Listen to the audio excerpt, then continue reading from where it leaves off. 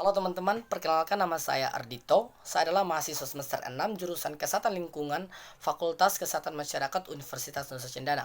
Teman-teman, di sini saya akan menjelaskan tentang penyakit malaria. Jadi penyakit malaria adalah penyakit infeksi sistematis yang disebabkan oleh parasit jenis protozoa dari genus Plasmodium yang secara alamiah ditularkan melalui gigitan nyamuk Anopheles. Lalu bagaimana perjalanan virus Plasmodium tersebut dari tubuh nyamuk ke tubuh manusia? Jadi di dalam tubuh nyamuk, lebih tepatnya di kelenjar ludah nyamuk terdapat sporozoid. Jadi ketika nyamuk menggigit manusia, maka sporozoid tersebut akan masuk ke dalam tubuh manusia, menembus ke hati manusia melalui peredaran darah selama 30 menit. Lalu ketika sampai di dalam hati manusia, maka sporozoid tersebut akan membentuk dua sel, yaitu sel yang aktif dan sel yang tidak aktif. Sel yang aktif adalah disebut skizon dan sel yang tidak aktif disebut hipnozoid. Nah, hipnozoid ini akan membentuk skizon, akan menjadi sel yang aktif apabila daya tahan tubuh daripada manusia itu menurun.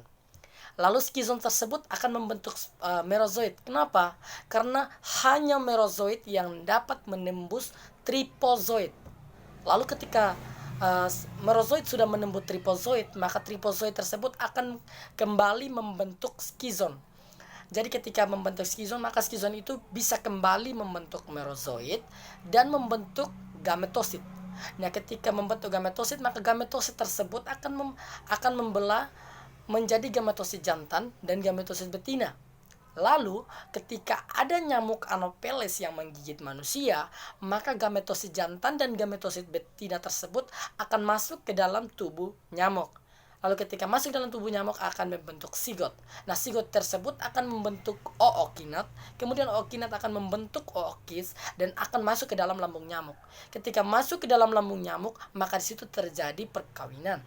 Kemudian setelah itu akan membentuk sporozoid dan akan ke kelenjar ludah nyamuk dan siap menginfeksi manusia yang belum terinfeksi.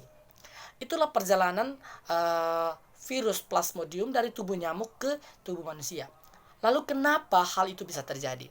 Di sini saya akan menjelaskan berdasarkan segitiga epidemiologi, yaitu host, agent, dan environment. Host adalah manusia, agent adalah mikroorganisme seperti virus, jamur, bakteri, dan lain sebagainya. Kemudian environment adalah lingkungan. Nah, apa hubungannya host, agent, dan environment? Jelas ada. Host, agent itu interaksinya ada di environment atau lingkungan. Nah, interaksi yang terjadi di situlah yang akan menimbulkan terjadinya penularan penyakit. Seperti ketika host tersebut berkaitan dengan penyakit malaria nih. Ketika host tersebut berperilaku yang tidak baik seperti membiarkan genangan air di depan rumah atau lingkungan rumah, kemudian membiarkan semak-semak di depan rumah, di samping rumah dan lain sebagainya, maka itu akan dengan sangat mudah nyamuk seperti nyamuk Anopheles dan nyamuk lain-lainnya berkembang biak di situ. Kemudian didukung lagi dengan perilaku di dalam rumah. Misalnya di dalam kamar, perilaku menggantung pakaian sembarang, tidak mengganti air mandi di bak mandi dan lain sebagainya. Maka itu kemudian didukung dengan keadaan ventilasi rumah yang tidak mendukung, kemudian nyamuk yang berasal dari rumah masuk ke dalam masuk ke dalam